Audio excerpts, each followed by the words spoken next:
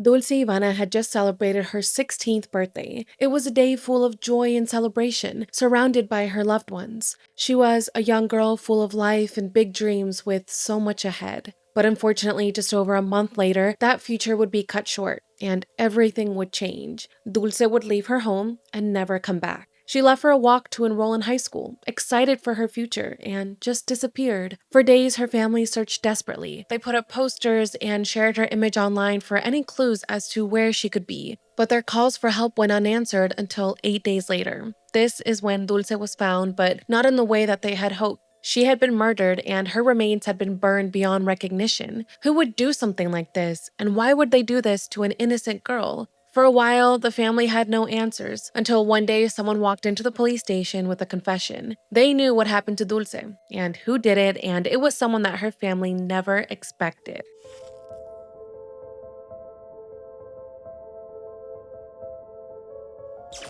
Hi everyone, welcome back to my channel. I hope you're all doing super well. If you guys are new to my channel, welcome. I would love it if you guys could take a second to subscribe to my channel. I post a new video here every single week and we're almost at 285,000 subscribers, which is insane and just so amazing. So if you guys want to be here with us every single week, you guys can subscribe down below and also turn on your notifications so you don't miss out on any future videos. Shout out to the Familia members watching early before this video goes live. Thank you so much for being a member. I appreciate you all so much, and I'm just incredibly grateful to keep this channel and our impact growing. With that being said, let's get into today's video. Today, we're going to be talking about what happened to Dulce Ivana Núñez Martinez. Her case is just so heartbreaking, and it's a heartbreaking reminder that you may not know who you can trust and how life can change in an instant.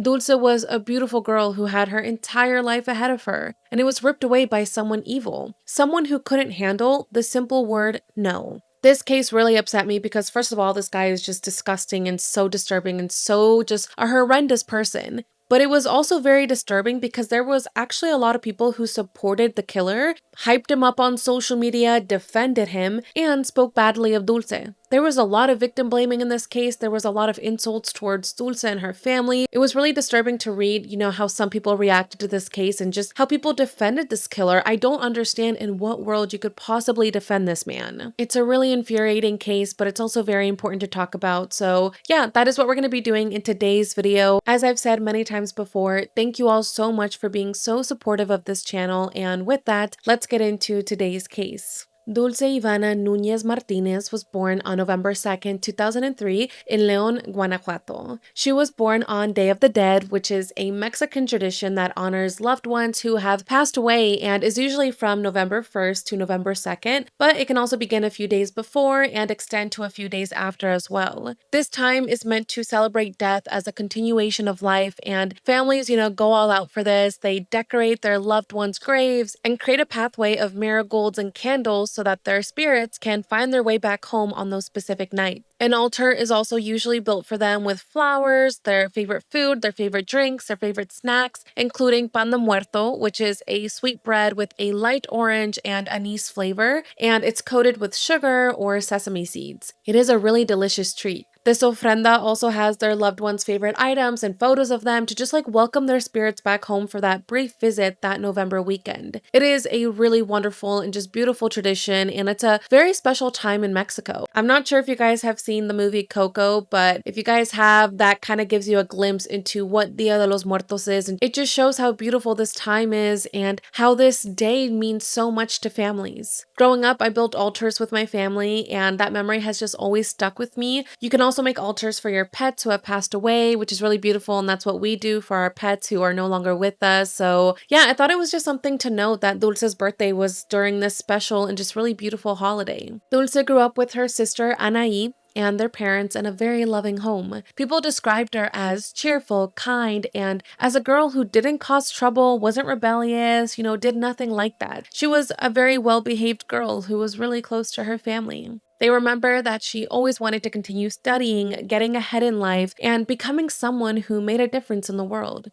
I wish there was more that we could learn about Dulce's personal life, such as her hobbies and what she enjoyed doing, but from what friends and family have said, it is just clear that she was a wonderful girl who was very loved by those around her. On November 2nd, 2019, she celebrated her 16th birthday. She had a beautiful and just wonderful day surrounded by her family, and they all celebrated this big milestone together. However, what they didn't know was that this would be the very last birthday that they would spend with her. This brings us to just a couple of weeks later, to December 10th of 2019, just over a month after her birthday. This started out as an ordinary day. Dulce left her house at around 11:30 in the morning after telling her family that she was going to go enroll at the local high school. She left her quiet and calm neighborhood of Valle del Sol, but unfortunately, this would be the very last place that she would be seen.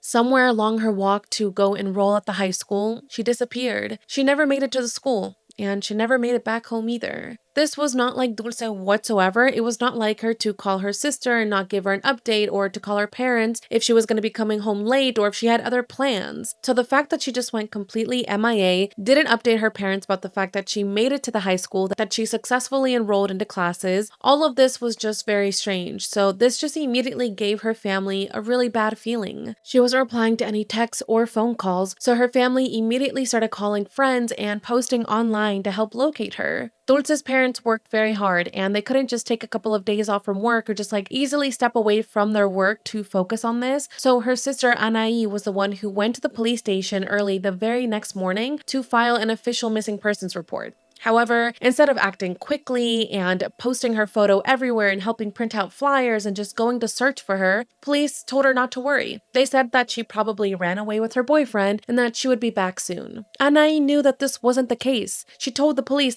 she does not have a boyfriend. This is not something that she would do. She would never just run away with a boy and not update at least me or her friends. So she kept insisting to police that that wasn't true. But officials just weren't listening. They just had tunnel vision and were like, no, she's probably with a boyfriend. They even tried to suggest another scenario, such as, well, maybe she took a trip. Maybe she just went to the beach. Maybe she's just out blowing off some steam. Maybe she just wants to be alone. That was it. They were just offering these crazy scenarios that Anaí knew were not true. They didn't offer any help. They didn't offer any support, nothing. They didn't offer any help to Anaí, who was visibly panicking about her sister's disappearance. Sadly, we have seen this happen many times before, and it's really infuriating hearing it happen over and over again. In other cases, police have told the families of victims things like, well, she probably doesn't want to be found, or even, don't worry, she'll be back, maybe even with a child. It's a huge problem when reporting a disappearance, not only in Mexico, but in many other countries, and I feel like little has been done to actually make a change. It's disappointing to hear how police brushed this off. I mean, Dulce was only 16 years old. She is still a minor. For 8 days straight, Anaí went back to the authorities, pleading for them to make an Amber Alert and start the search, but still, nothing happened. While waiting for help from the authorities, the family decided to take things into their own hands. They weren't going to just wait around letting days continue to pass without doing something to help find Dulce. So they got to work. They made their own missing person flyers. They began posting it all over social media. They began posting it in groups online. They began posting it all over the neighborhood. I mean, they were just pushing Dulce's name and her photo to as many people as they could. On the flyer, Dulce's family put what she was last wearing, which was a mustard-colored shirt, a black jacket, light blue jeans, and dark gray Puma sneakers. They also made sure to include that she had 3 tattoos on her left hand in case anyone came across her. They wanted to get as many details out there that could help find her. But still, despite posting these flyers everywhere and just getting her name all over social media, days continued to pass and the family didn't really get any tips. They were all just wondering, what happened on that walk to the school and where was she? For over an entire week, her family desperately searched for answers with nothing in return. Finally, though, on December 18th, more than a week later, an Amber Alert was issued for Dulce. Yeah, a week later. A week later is when police decided to finally step in and actually do their jobs. Authorities issued this Amber Alert at around 4 p.m. that day and released it to the public, but by then, it was too late. Because the very next day, on December 19th, 9 days after she disappeared, investigators found a body in an abandoned lot just outside León. The remains were found without clothing and badly burned. At first, no one could tell who it was, but through DNA testing and a bracelet that survived the fire, the family received the confirmation that they had been dreading. It was Dulce. She had been missing for 9 days. 9 days since she walked out that door, and now she was gone forever. And for 8 of those 9 days, police refused to help look for her. They refused to even issue an Amber Alert. They refused to even go on the news. They refused to lift a finger. While I was researching this case, just hearing that broke my heart. I can't imagine what Dulce's family was feeling, knowing all the time that was wasted when the police could have been searching for her from the very beginning. Instead, police were suggesting scenarios that just weren't possible, telling Anaí that she was with her apparent boyfriend. When the news broke that Dulce had been found, the entire community was heartbroken. A 16-year-old girl who had simply left home to enroll in high school had been murdered and set on fire. How does something like that happen? And who was capable of such cruelty? She had no enemies, and she wasn't carrying anything like super valuable with her. So why? Why would someone do this? And who did it? The family just had so many questions, but first, they needed to focus on laying Dulce to rest. In Mexico, it's very common that most funerals are held either the same day of someone's death or just a couple of days after. So, of course, it's understandable that her family wanted her body released as soon as possible. That way, they could give her a proper funeral. But they were again hitting a wall with authorities. The authorities just wouldn't release Dulce's body. It wasn't until 8 days after her body was found that her body was finally released to the family. Finally, they could give their final goodbyes and properly lay her to rest. Dulce's funeral was filled with pink, yellow, and white flowers, balloons, and music. Her parents were absolutely heartbroken, but they tried to remain composed as they greeted everyone who came to honor her and show their support. The song Tu Sangre en Mi Cuerpo by Pepe Aguilar was played, which is a song that Dulce absolutely adored. And this was played while a mariachi performed outside. When the time came to actually have the burial service, friends held white balloons and roses, and they waited by the cemetery gates. When the hearse arrived, they all formed a line and applauded as her coffin passed by. At the gravesite, everyone released the balloons into the sky, and her loved ones hugged each other and they sang, "Don't cry for me. I'm in a place full of light and peace, where there is no cruelty, where I can rest." Everyone got together and was just singing and crying as people placed flowers onto her coffin that was being lowered into the ground. It was an absolutely devastating day. They shouldn't be here. No one should have been there for the funeral of this 16-year-old girl.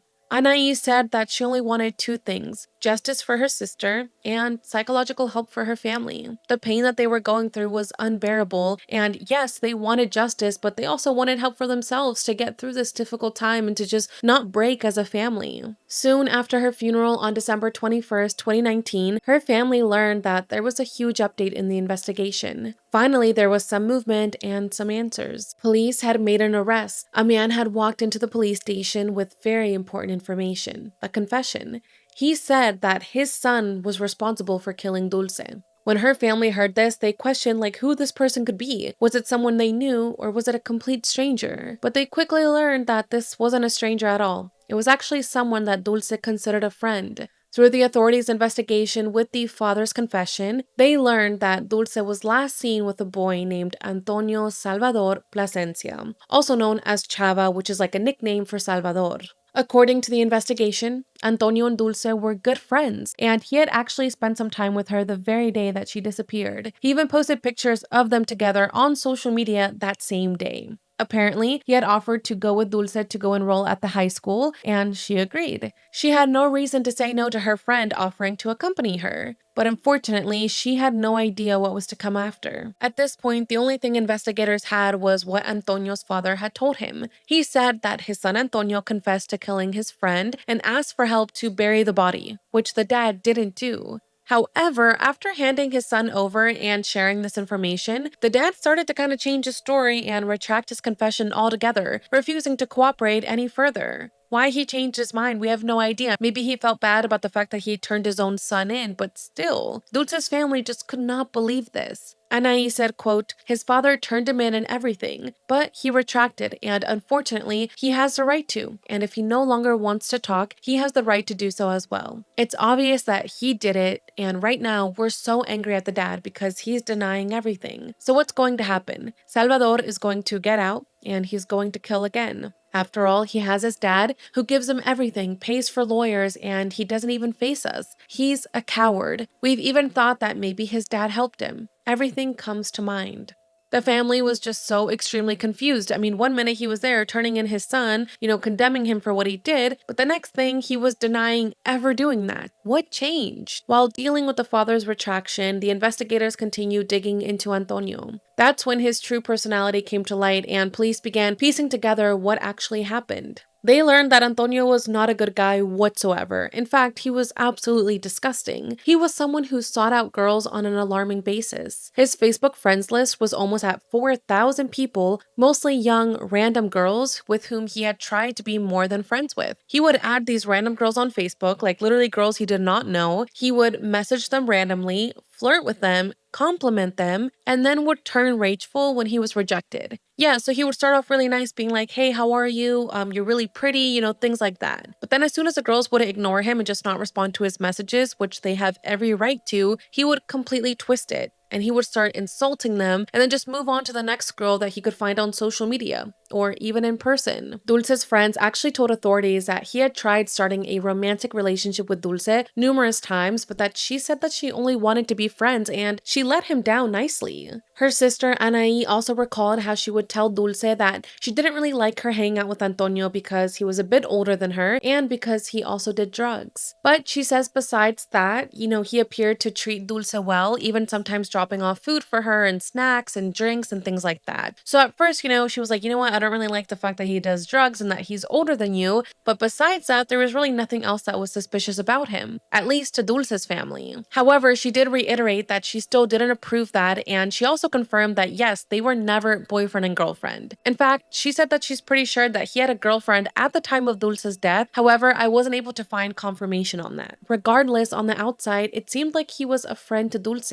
Now, it wasn't only Dulce who would tell Antonio that she only wanted to be friends. As his name began appearing in the news, several girls started coming forward with their own experiences with Antonio. They started to post screenshots of messages that they had received from him on Facebook before Dulce's death, which included threats, harassment, and insults. So he clearly had a reputation and it was not a good one. In one instance, when one of these girls ignored his messages, he got so angry at this rejection that he literally told her, quote, "When you end up lying on the side of the road, not even the dogs will eat you." Who sends something like that just because she ignored him? I'll put the screenshots here. They are in Spanish, but just know that these are just insults and just insane things to say to someone. After receiving that really disturbing message, this girl said that she blocked him, that he kept bothering her. When she shared the screenshots on Facebook, she wrote, quote, "You forgot to mention that you murder women and that you tend to get intense when people don't answer you immediately. After I blocked him, he continued harassing me with stronger messages and obscene photos from another one of his Facebook accounts, threatening to disfigure my, quote, pretty face if he ever saw me on the street." Again, who says things like this?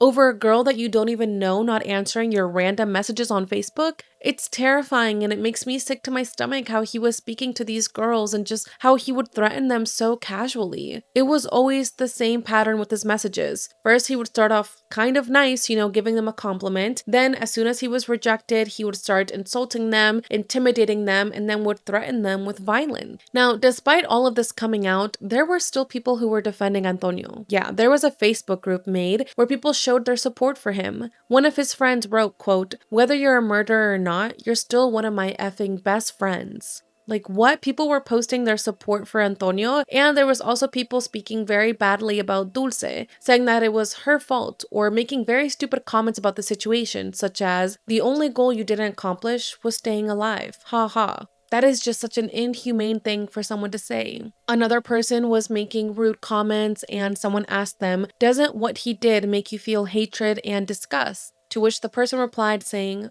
"No, honestly, it doesn't." I mean, these were just really nasty things. I feel like a lot of people's true colors were being shown at this point. I don't know how people can act with no sympathy and act with such cruelty, especially after a beautiful and innocent life was lost at the hands of this evil person. It was crazy. And Anaí also said that Antonio's own dad participated in those type of comments as well, which is all the more confusing. Again, they were already very confused by the fact that one minute he was turning his own son in and confessing to everything, and then he retracted it, and now he was accused participating in speaking ill of Dulce and of her family. It was horrible. The family was just going through so much at this point, dealing with the investigation, dealing with the confession being retracted, dealing with the online hate. It was just complete chaos. But in the end, investigators took Antonio into custody and they wanted to know what actually happened and why he did this to Dulce. Like, what was the reason? They believed that when Dulce resisted his advances and refused to be with him, he attacked her, essayed her, and then killed her.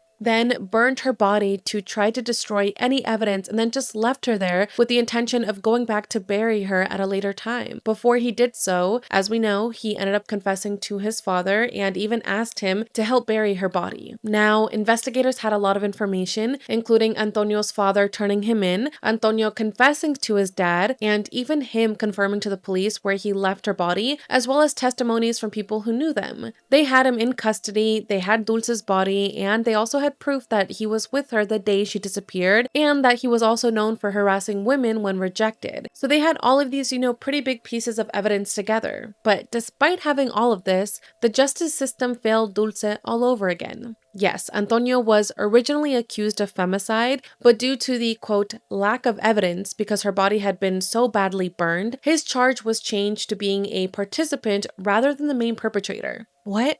And on top of that, the trial and the hearings were continuously being delayed, including some specific delays from the defense. So it just felt like they were dragging this on for so long, which was really horrible for Dulce's family. They just wanted justice and the truth. However, months would go by with no sign of that being any closer, and they weren't going to let that keep happening. Her loved ones held marches and just made sure that their voices were being heard so that Dulce's case didn't go cold. 9 malditos largos días buscándola para que nos den una respuesta de que ella estaba ahí tirada en mi barriga calcinada. Solo pedimos justicia por ella y que no quede impune su muerte, porque era una muchacha feliz, era alegre, era tierna. No queremos que quede impune, solo queremos que ella que no está con nosotros, queremos que este maldito pague por lo que hizo. Simplemente ella le ofreció su amistad y que recibió a cambio. No, que la violara, que la matara, ¿por qué? Sin razón alguna, no entendemos por qué se nos fue. Solo la queríamos con nosotros. Era una niña feliz, cercana a su familia. Y de verdad que no es justo y que la policía no quiera dar ni una maldita respuesta. Nadie nos quiere decir nada.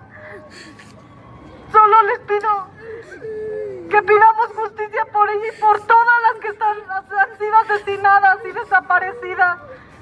Se los pido, por favor. ¡Justicia!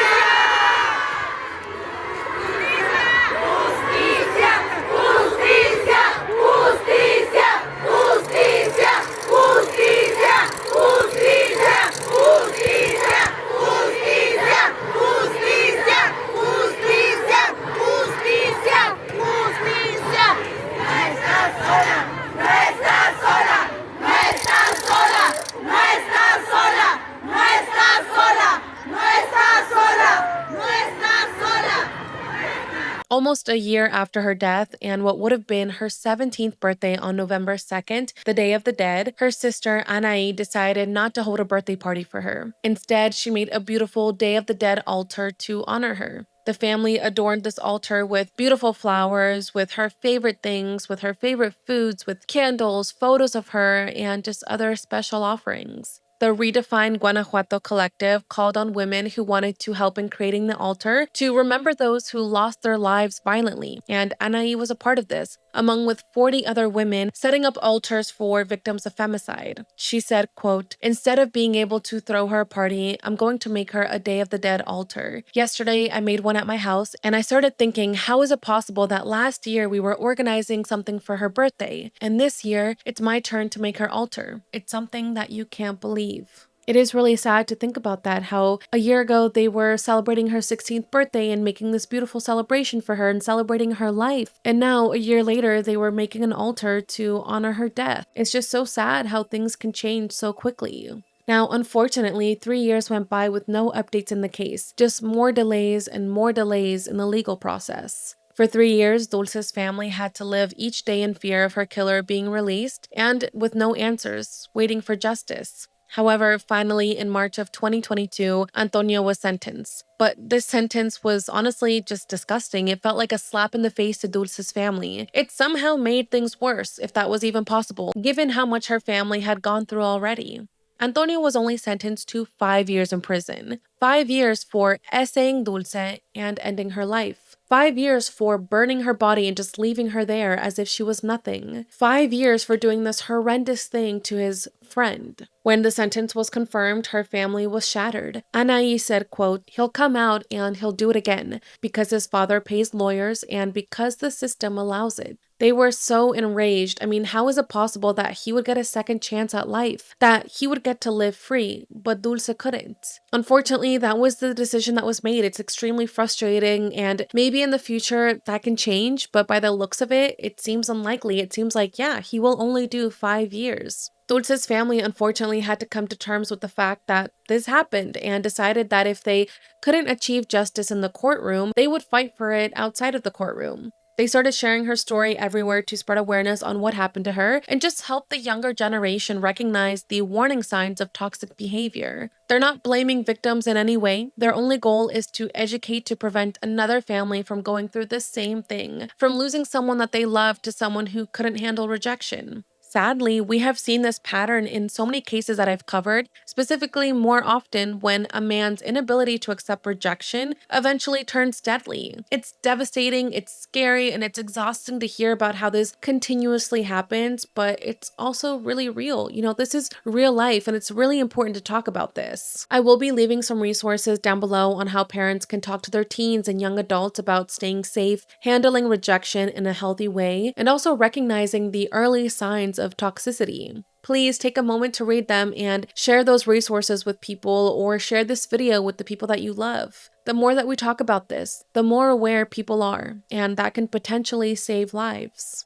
Dulce was only 16. She was a daughter, a sister, a friend, and a bright young girl who wanted to study and build her future. She had her entire life ahead of her, and it was stolen by someone who couldn't handle rejection, who could not handle the word no. It's exhausting and it's so sad because she did everything right. You know, she told her family where she was going. She left in broad daylight from a safe neighborhood. She wasn't sneaking around or like hiding anything. She left with a friend that she trusted. And when she went missing, her sister did the right thing. She reported the disappearance immediately. Her family acted so quickly after noticing that something was wrong, but unfortunately, authorities didn't. They delayed her search until it was too late. Now, Anai has become a voice for other victims' families. She has joined collectives, she has attended protests, and every year she creates Day of the Dead altars to honor women whose names might otherwise fade away. I think that's incredibly powerful. And it's exactly what we always try to highlight on this channel. The reminder that behind every case, every headline, and every news story, there's a real family.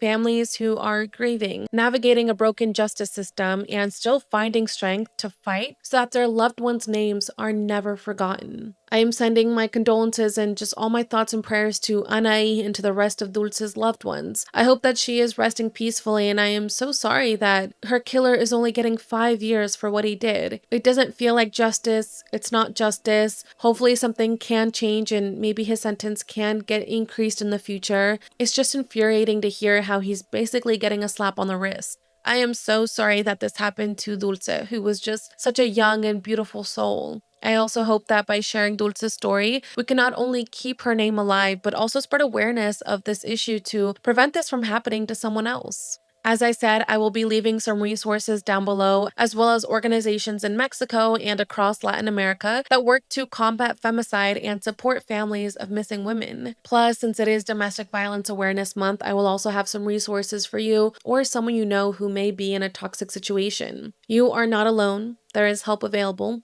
and you deserve to be loved, respected, and safe. I know this was a short video, but like I said, it was very important to talk about, and I think we all just need to do better as a society. The justice system needs to do better. The community needs to do better. You know, the fact that there were people out there supporting Antonio and saying these horrible things about Dulce, it's just so disappointing, and we all need to do better. Let me know what you guys think about this case down below, and if you guys want more true crime awareness content, make sure you're subscribed to this channel and also subscribe to my monthly newsletter, True Crime Jackie News. It is 100% free to subscribe to, and I send out the newsletter on the first Monday of every month with case updates, resources like the ones I've mentioned, and more ways that we can help raise awareness. Plus, there is a Q&A section where you can submit a question for me to answer, and overall, I just hope that you get a lot of value from each issue. The link down below is to sign up before Monday, November 3rd. If you guys have not seen my previous video, I covered the case of Anna Abulabon and Rayburn Barone. They were killed by Anna's husband, and it's truly a disturbing case where this guy just couldn't let Anna go. He couldn't let his wife go and just move on and just continue to live his own life.